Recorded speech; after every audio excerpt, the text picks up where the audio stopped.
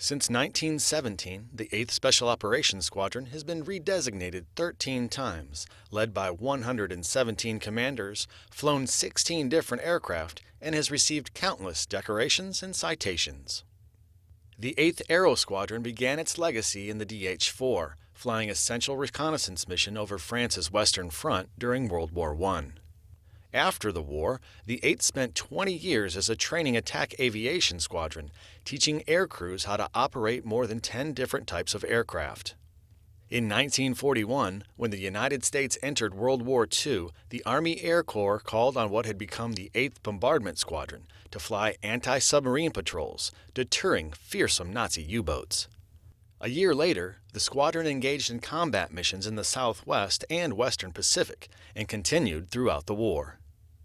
On November 2, 1943, the commander of the 8th Bombardment Squadron, Major Raymond Wilkins, was posthumously awarded the Medal of Honor for daringly sacrificing himself in battle while leading his squadron in Rabaul, New Britain.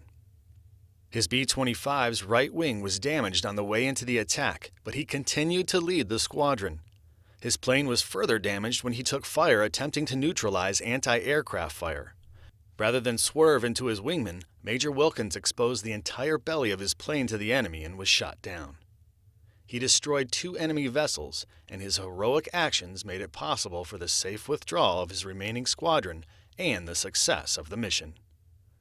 It wasn't long before the 8th was called upon again, this time flying B-26s over Korea. On September 14, 1951, Captain John Walmsley, a pilot with the 8th Bombardment Squadron, encountered a train in North Korea during an intruder search mission. He dropped ordnance to halt and disable it. Despite running out of munitions, Walmsley flew passes to illuminate the target so another bomber could find it. Exposing himself to anti-aircraft fire, his aircraft was hit on his 3rd pass and burst into flames. Walmsley was posthumously awarded the Medal of Honor for his actions. The 8th flew tactical bombings against the Viet Cong and the B-57 for 8 years during the Vietnam War, and led counterinsurgency missions in the A-37 before being redesignated as the 8th Special Operations Squadron on September 30, 1970. When the Vietnam War ended, there was a big drawdown of special operations. There was no emphasis, no money, no new airplanes. The United States Air Force really didn't know what to do with special ops. So the Air Force decided to put the special ops assets from the Vietnam War into a wing at Hurlburt called the Special Operations Wing. At that time, the 1st SOW had the MC-130 Combat Talon 1, and that's when the 8th stood up with that aircraft at Hurlburt in the mid-70s. Then in '79, they captured the hostages in Iran, and within a week, we were working here to fix that. We trained for 5 months, kept it secret, deployed halfway around the world to Egypt and eventually to Oman. When we got to Oman, the tower operators at the airport saw us arrive, set up a little tent city on the far end of the airfield, and didn't know what the hell we were there for, what we were doing. In April, we went to Desert One, and everybody knows that story. On the night of April 24th, 6 C-130s left, and 7 or 8 hours later, 5 came back. The helicopter that hit Hal Lewis's airplane, when he lifted off, he basically whited out from the sand, couldn't see, thought he was drifting backwards, and in fact, he was not drifting backwards. So when he put forward collective in, he clipped the tail of the 130, and that's where the disaster started. We had the tragedy. We lost 5 brave airmen and 3 brave Marines. So the Brits got 2 cases of Bass Ale and drove them around to our tent city as we were recovering and dropped the 2 cases of beer off.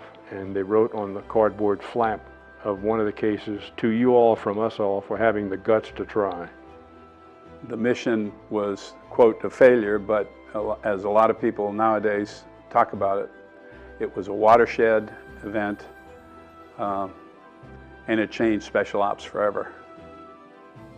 They had taken their college students at Grenada and held them captive, and we made a decision to go get them. So we took off here and we flew to Charleston Air Force Base. And the vice president was there, and he talked to us. He said, "This is a very important mission." We got in airplanes and took off. We may have been half a mile off the end of the runway, and man, the sky just lit up. And we were very lucky that we never got hit. At the TOT, we flew down the runway. It was about 800 feet. And I said to the Army Ranger, I put him on headset, and I said, "Okay, we're inbound," and boy, they got all hot and bothered, you know, and all this shit in the back. They couldn't wait to get out of the airplane. This was one of the lowest personnel airdrops that had ever been done at that point in time. We could see the AAA coming up at us. Fortunately, we were low enough that they couldn't depress their guns enough to get to us. Without us, they couldn't have got the Rangers on the ground. Without the Rangers, the mission wouldn't have went. So everybody had a part. All those parts have to come together. We had our portion to do. The Rangers had their portion to do. We got them on target. When I got to the 8th SOS, there was a skeleton staff because they were already deployed to Woodbridge, England in preparation for Desert Shield and Desert Storm. The missions that we were actually flying, there was some probing that was being done by some of the helicopters, and we were refueling the 53s, getting close to the borders. Within a week of the 15th, we were doing leaflet drops that were telling the Iraqis how to surrender and what the consequences would be if they did not surrender, telling the Iraqis, hey, we're coming with the most powerful weapon in the U.S. arsenal that was non-nuclear. It was primarily the leaflet drops that ultimately got to the Blue 82 drops that we were doing as well. It was a 15,000-pound bomb on a platform that a small parachute went out behind the airplane. When we got to the release point, we released the platform. It separated from the carriage that it was on and went down. And with the combination of the Blue 82s, the leaflets, I think we definitely contributed to shortening the engagement. The 8th SOS deployed on September 20th, 2001, and we arrived at Masira, Oman, on September 23rd. 21 years later, pretty much the same airplanes, but we carried all that joint training with us, and it made all the difference in the world. Pretty much the entire squadron was deployed. We had half the squadron with us there in Pakistan, and the other half of the squadron at Masira. A lot of heavyweight refueling of a lot of helicopters, moving them around. It was quite the dance. Distinctly remember the night of the Knife 03-04 mission, and our aircraft were right there. 2 aircraft cycling off the tanker, and as soon as they lifted off, they were right there to refuel them. Very thin margin for error, but they got it done, got them refueled, got them out of country, got them home. So it was just night after night, night after night after night. Every day was Groundhog Day for months, and the guys were ready for it. They loved it.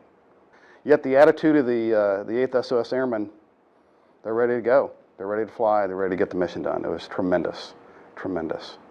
So some of the different things that we're doing now compared to what the 8th was doing, helocast, military free fall, fast ropes, hoist operations for personnel recovery if we need to. We do CASEVAC, so we'll carry PJs or surgical resuscitation teams, still doing the resupply of SOF and material. You look at it and it sends chills up your spine, thinking all the people that went before you that fought from World War I to World War II, Vietnam, Desert One, Afghanistan, Iraq, all the missions since, and you just feel proud.